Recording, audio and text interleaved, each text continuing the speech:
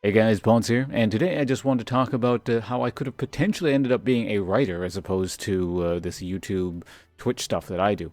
Now, the question is specifically being answered or being addressed in this video because it was requested by Alltime, who very, very generously has been supporting the stream with $100 a month in my Patreon thing. The Patreon support the channel thing I set up, I guess, about a month ago now. So again, thanks to you, All Shore. This video is dedicated purely to you. It's a sponsored video in a sense, I guess. And thanks to everyone else who supported the stream via Patreon as well. Very much appreciated.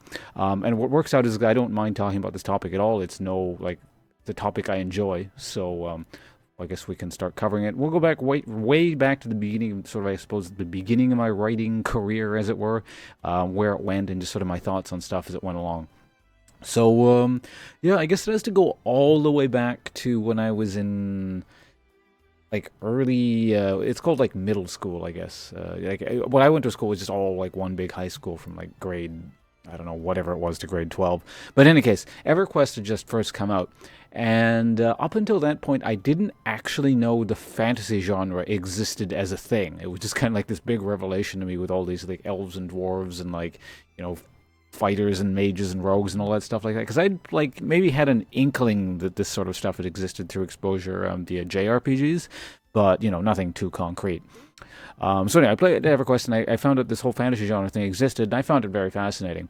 Perhaps more at the time than I do now, but I still do find it interesting. But in any case, so I started reading a whole bunch of stuff, along those lines. Like way back then, it would have been what is that guy called? Like R.A. Salvatore. I actually don't know how to pronounce his last name, but in any case, like the Drizzt books and stuff like that. And I kind of started off on that, and then kind of went into Lord of the Rings, and ended up reading a whole bunch of stuff. And so I actually kind of got interested and started writing stuff for myself. These little short stories. Usually, I would somehow shoehorn it into a class project and say, "Hey, I'm going to make a short story instead of whatever you actually want me to do," and I'd still somehow pass. But back then, it was a pretty crude method. I just started essentially really writing in that kind of capacity, and I say for the time, I probably wasn't terrible. I've always had a skill, I think, where I've basically been able to emulate something I see very quickly and incorporate it. Basically, I can mimic something very easily. So in that sort of context, it would be I would essentially absorb the writing style of the person I was reading at the time. For way back, I think it would have been like the Drizzt books or whatever. And it wasn't even really a conscious thing. I just simply, again, like absorbed the writing style. It becomes second nature to me. And then I was, I kind of clue on to how the sentences are structured subconsciously. I note like these key phrases or, adjectives that writers tend to, I think, subconsciously use over and over again. And I just kind of like spit it back out. So in that sense, my writing very much resembled sort of the writers that I was, whose stuff I was reading at the time, which is not probably all that weird, I imagine. Everyone kind of absorbs what they read. So anyway, things progressed kind of like that for a little while, and I eventually graduated and then decided, okay, I'm going into university. I'm going to be an English major, and then I'm going to try and do stuff with my writing skills or whatever. And so I started doing that, and I discovered basically being an English major has nothing to do with writing or really any kind of creative writing stuff at all. I don't want to get into why I didn't like it too much, but it just didn't feel useful to me. I just didn't attend classes, and I think I got to my second semester and got to kind of the point where it was like, you know what? Or it wasn't my second semester, but a few semesters in, eventually I was just like, I kept passing because, I'm capable of doing so even without attending classes, doing very few of the assignments, and in fact, not even reading the books that were assigned and then doing reports and stuff on them and writing term papers on them because, I can, well, I'm good at that. But anyway, so eventually after a number of semesters, I got to the point where like, well, this sucks. I'm probably just going to, I'm going to give this whole university thing one more semester. And if I don't find anything I like, I'm just going to drop out and do something else. Because, I've always been confident that no matter what I do, I'm going to find success in it, more or less. I'll find my way in this world. I'll make money, whatnot. So, yeah, I gave it one more semester. And turns out I picked an archaeology class, and I really liked it. And it was like, why didn't I realize this sooner? This has, like, everything I like in there.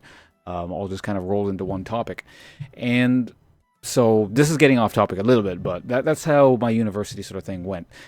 During this whole time, obviously I kept reading, more and more fantasy genre things, and I sort of essentially kept absorbing more writing styles. And based on what I was reading at the time, whatever I'd be writing would more closely resemble, what I was reading. So for example, like I think it was like the mid 2000s. I started reading like Game of Thrones. So anything around then would resemble more Game of Thrones than anything. And then as we come forward, I think more recently what I've been reading is a lot more like it's I guess it's a bit more trashy. Well, trashy is not the right word, but like David Gemmell stuff and like the Black Company type books. So basically, my writing is slowly become a bit more punchy and I guess gritty is the idea. Aside from that, also the fact that I went to university for so long that it does change your writing style to an extent. I've been writing so many term papers and stuff that basically even when I'm writing fiction and whatnot, it sort of condenses things down and makes the writing a lot more efficient. So that's another component of what's going on there. In fact, I actually have a couple of links I want to share with you guys. For example, I do have samples of my writing from around, I think, the 2009 time, at which point... this is actually when I was doing an online D&D campaign, purely text. Like I'm not sure if the kind of stuff that people do, actually it probably didn't even exist now, like the kind of online D&D stuff people do now through various clients and whatnot. This was like a website or forum that you would actually, have a campaign, and I structured it to be a lot more like kind of a creative writing exercise. So there's a lot of writing going on there. And so again, I'll put that in the description. Even though this is really old, dating back to about 2009, all the stuff has been archived and it's still there. So if anyone's interested, that's available. So you might notice again, my writing style, because of what I've been reading at the time, probably, or at least sort of the ideas there, more so kind of resemble a Game of Thrones kind of thing. Also, like the world build and all that's not exactly what the original idea for that setting was. It was kind of shoehorned to make it work with D&D. But I probably should, let's talk about that concept as well. Like way back, again, going back to the early high school writing I was talking about, I think I started developing this setting around, this was about grade 11. And let me show you guys a map. I got to turn the light off for a sec because the webcam won't show it otherwise. But this was done in pencil and paper. You guys remember that shit? Like before computers existed and whatnot? Here, I got to move some stuff around. But actually, no, maybe it will show. If it doesn't, I'll turn the light off and we'll try again. But so here's like a really old map where I like taped/glued some old, lined paper together. It's, I think for the time was relatively detailed. How old would I have been? I don't know. There's even like a scale and whatnot. And it's a pretty basic map. So anyway, this setting is kind of encapsulates what I was talking about with the whole development of writing style over the time. When I first started this, I think I'd been reading Lord of the Rings, or I just finished reading Lord of the Rings. Actually, yeah, I think Lord of the Rings was still a movie series that was going on kind of at the time. So I was relatively heavily influenced by that, and then sort of the ideas around it were much closer to that kind of thing. And the weird thing is I haven't actually been actively developing this setting per se. It's just something that's always sort of stuck around in my mind, and maybe something I'll continue to develop over the years. I don't know. So this setting here that you guys just saw the map for was the one that was used for years and years later for that online D&D campaign, which was by that point more Game of Thrones like than Lord of the Rings like, but at the same time also made to work with D&D. So there's a lot of placeholder names you might see, like they're very clearly stolen from other things. Like I think there's some names from Dawn of War, and actually some names stolen from Game of Thrones, and there's some actually just like straight up historical, ye old countries and whatnot. So yeah, that was that there. And then there was kind of a lot more of a stronger historical basis to the setting. So I guess in that sense, a bit more Game of Thrones-ish like. Now, over the years, yes, this setting has kind of stayed in my mind a bit. I don't think about it very often, but every once in a while, I'll remember it, and I'll think, hey, it'd be cool if I added this and whatnot. And then so currently, it actually much more resembles kind of like post-apocalyptic fiction. In this sort of relatively grim, dark setting where just everything sort of sucks. And there's sort of a lot of archaeological influence because of my archaeological schooling and whatnot. So let's see. I have the thing open here. I actually kind of wrote small excerpts of bits and pieces there. I have nothing like long or concrete, or even like a full chapter. For example, there's a little prelude here that I wrote for something. It was just kind of trying to introduce the tone of the story. Let me see if I can bring that up. So, let's change the music too. This is too happy.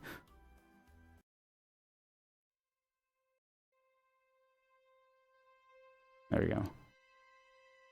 So it would be like, 10 were already dead. Another 4 were well beyond help. Their final moments spent in a desperate, frenzied panic, thrashing about in a viscous sludge of mud and guts. Sergeant Gott had been the first to run, or at least the closest approximation to running his stubby, feeble legs could manage, given the bloated frame they supported. Without the slightest hesitation, he'd fled the campsite and disappeared into the dense, black tangle of the forest. Cowardice of the next 4 deserters seemed almost understandable. Almost. So anyway, let's go back to the happy music. So the setting is kind of developed into this like horrible, kind of post-apocalyptic thing where it was just like a society that was dependent on magic, and then that like disappeared, and then there was like, all kinds of stuff. And actually, in a weird sense, in a weird sort of way, it seems like it almost actually kind of resembles the Tides of Numenera setting a little bit. So that was actually kind of interesting, because those ideas were kind of floating around in my head, and then that Kickstarter came up for that setting. I was like, oh, that's kind of neat. It kind of sounds a bit like mine, with the sort of these levels of civilization that existed beforehand, and things have been going on for so long that no one really knows what's happening anymore, kind of thing. So anyway, like I said, maybe I'll work on this at some point. Hell, maybe I'll get back into writing in some kind of more serious capacity at some point. But that's just kind of my general arc of things. There's always been, over the years, been many little kind of more short story type things I've written over the years, but none of those really exist anymore. I have no idea where they are. I'm actually surprised I managed to find this map thing from way back in high school, so that was kind of amusing. And again, I completely forgotten about that online D&D campaign thing until I started thinking about this, and then lo and behold, I guess the forum archives or whatever has still saved that, so that was kind of neat. There's actually, again, a good long spiel of my kind of writing style at the time in there.